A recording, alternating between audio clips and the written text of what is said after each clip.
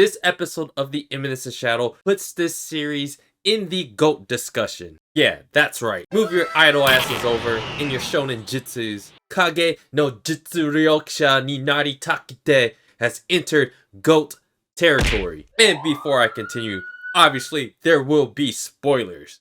So if you guys are not caught up to Season 2, Episode 6 of Something Precious, Hai Setsunamono, you guys are clearly missing out. So what makes me so adamant about the Eminence of Shadow being great? From Season 1 to Season 2, there are vast improvements. And it's not because Season 1 was bad. It was actually a really good Season 1. Season 1 established the lore, the style of storytelling, and we got to know the characters on some kind of level of depth. So what was missing from Season 1 to Season 2? Season 1 had some interesting in-depth moments from characters like Alexia Midgar, Iris Midgar, and Rosa Oriana. We had fun, interesting fights like Cid biting the lust off of Olivier. We had some fun plot twists with Aurora being Diablo. But we never had strong dilemma with severe consequences or characters that mattered. Cid Kageno, she almost died. Alpha who? Alpha got Yamcha, that's who. Because this show features an OP protagonist, the plot has to revolve around the chaos that Cid Kageno helps create. If Cid was a normal protagonist, he'd just I am atomic literally every single bad guy from the very beginning, and we all know that would be boring, and most importantly, Cid Kageno will think that's boring. So each arc up to this point revolves around a theme that Cid is role-playing. No matter what he believes that's going on, that isn't reality. Whatever Shadow Garden thinks is going on is not what Shadow is actually thinking. But somehow, the irony of all the miscommunication, it all works out in the end. So for this current arc, what has been the theme? Yeah, business, espionage, betrayal, broken bonds, broken hearts. This is by far the best arc because it takes into account all the characters that the viewers care about the most. Any main Shadow Garden character, and maybe Alexia, if anything in the plot happened significantly to them, there would be emotional consequences because we actually care about these characters. So featuring Alpha as the one to face John Smith and finding out that he is actually Shadow is a life-altering rude awakening for Alpha. So the feeling of the consequence of Alpha and all of Shadow Garden dedicating almost the entirety of their existence in helping Shadow fight against this fake, but not fake, Illuminati organization called the Cult of Diablos. Trust me, people were pissed off that Shadow would completely dismiss his day one most trusted ally and very close friend. Come on, she brought Shadow sandwiches and changed his socks and shoes for him. That's a pretty good friend that happens to be a girl. So the previous episode left us with a bad taste in our mouth and just feeling miserable for Alpha. In Season 1, it was always an us against them mentality. The arcs all set that up. But now, it's the guy, the man, Sigma male, him, Shadow, going against his own allies. That is the best kind of plot for OP protagonists. So finally, to get to this episode that finishes the arc, episode 7's theme is totally a beautiful one. It starts off with what matters the most. Shadow Garden in disarray and Alpha walloping in her misery at a fireplace because of Shadow's betrayal. The fact that he cast them aside because they were totally useless, that they couldn't live up to his expectations even though they dedicated their whole lives to help him. This betrayal in their relationship goes hand in hand with Yukime and Gatan's relationship. You could kind of see the parallels of what the story is trying to build between what's happening between Shadow and Alpha in Shadow Garden compared to what's happening with Yukime and Gatan's. It's a bond built on love and compassion that spiraled out of control because Gatan chose to survive over dying for his loved one. You will see that as the episode shows how the actual plot of the stories helps enhances Shadow's role in the story. Like how Mundane Man played a huge role in devastating Iris Midgar, Shadow's role here as John Smith plays a similar role because he can't be a direct part of the plot. He has to be strung up in it somehow that's away from the main plot before he actually shows up. And that's where all the fun comedic irony takes place. Leaving off the previous episode, we know that Gatan and Yukime were once lovers and it all fell apart. Yukime's whole purpose after the incident where Gatan killed her mom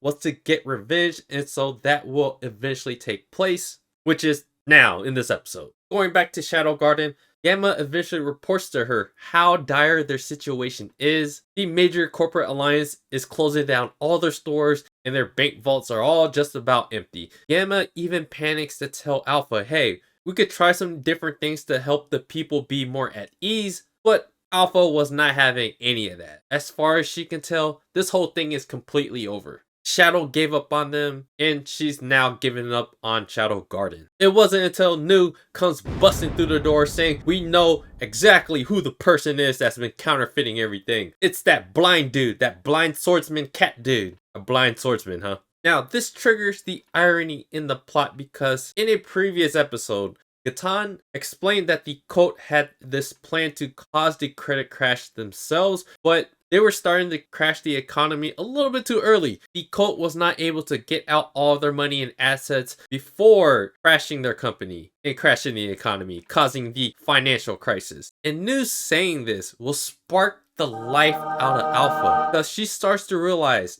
that not only did Shadow do this on purpose, but he did this on purpose for a great reason that is there to help them. And then Beta comes in with her double D's badoinking everywhere saying that Ada deciphered all of Shadow's gibberish that was on those notes. And this scene is the start of the most heartwarming scene of the entire Eminence of Shadow anime. And not only was it heartwarming, at the same time, we're laughing throughout it.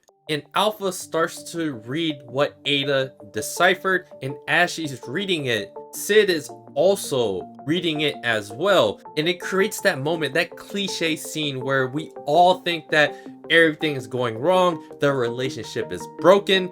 Now it flips to the opposite extreme, and that is where you get the most heartwarming moment. We went from misery to one of the best feelings ever because Shadow and Shadow Garden becoming a thing should always be a thing. The way that this scene felt so good because it's like when you lose a lost loved one and then they come back because she did. We all don't want to see our heroes that have this tight bond all of a sudden break apart. We don't like to see breakups. It felt really great knowing that Shadow really did mean what he meant from the previous episode, that it will all make sense and work out in the end. And then you have that heartwarming, comedical, ironic, situational moment within the scene because that's not what Shadow really meant by saying it'll all work out in the end. If you remember from a few episodes prior, Shadow's whole goal really was to take down Shadow Garden and build a new company in his own light. So everything that he's saying here is not technically wrong,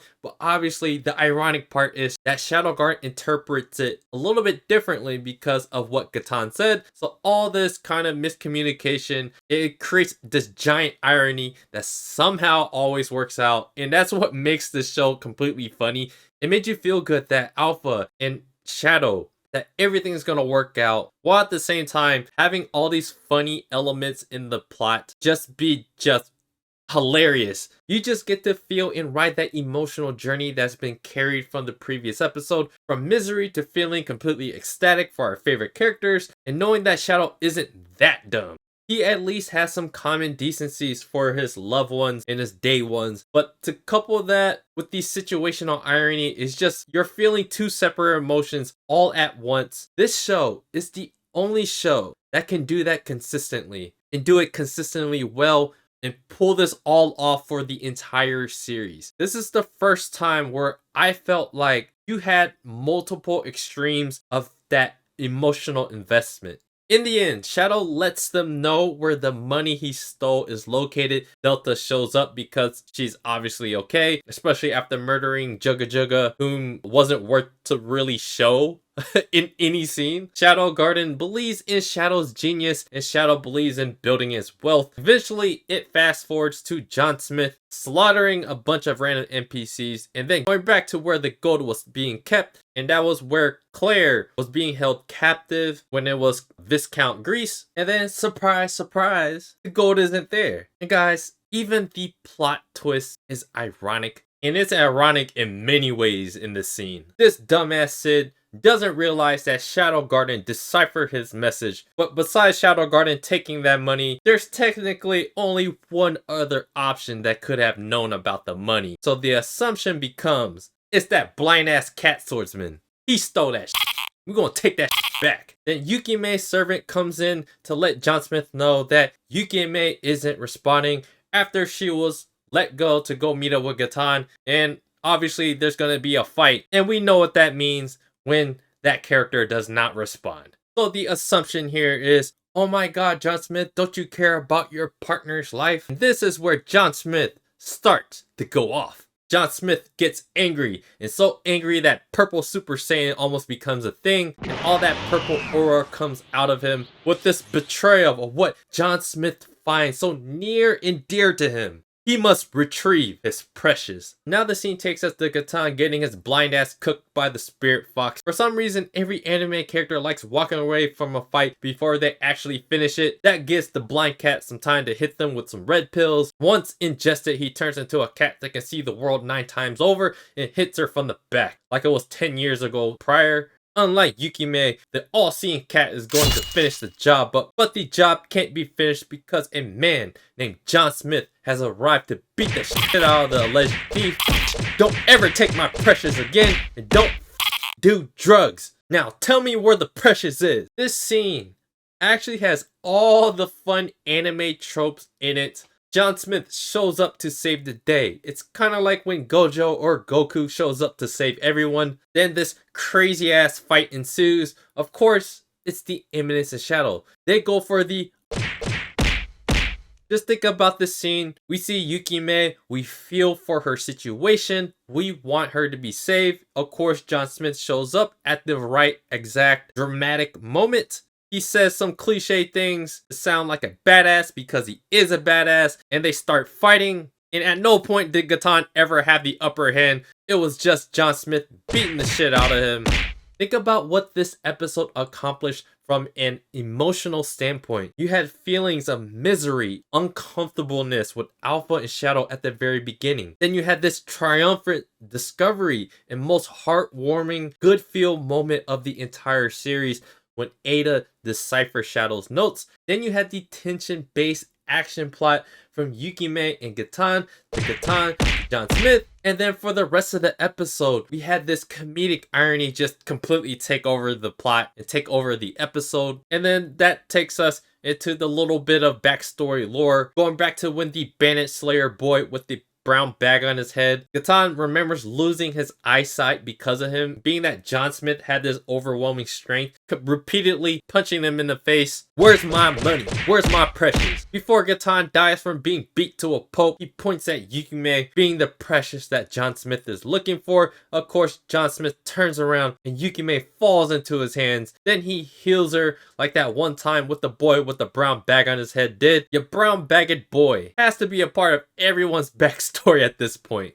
So Yukime feels John Smith's compassion and John Smith feels his wealth going back up again. Then you had Alpha eventually meeting Yukime to invite her to be a part of Shadow Garden. Shadow takes his compassion to the snow to retrieve his precious. Yukime thinks Cid is going to bury Gatan for her because he brought a shovel. Cid thinks the gold is in the ground. As they're digging, he tells Delta all about this Santa Claus being a dream killer. Cid kind of walks back his point of letting Delta ask for anything from him, so he tries to compromise with her by gaslighting her. Then he wrongfully explains how he should keep his interpersonal relationships in order, that he understands how to do this. While he's wrong, he's right. And for the last twist, as Delta is digging for Shadow to find this magical gold, he actually does find something. And that's how the episode closes. Guys, if you watch the anime, once again, there's no way I can make a video that does the episode justice. Trust me, this episode was a masterpiece that gave a great closure for the arc, and it made a lot of sense while not making sense. That is the true genius and masterpiece of the Eminence of Shadow. No matter what scene it is, you're gonna be laughing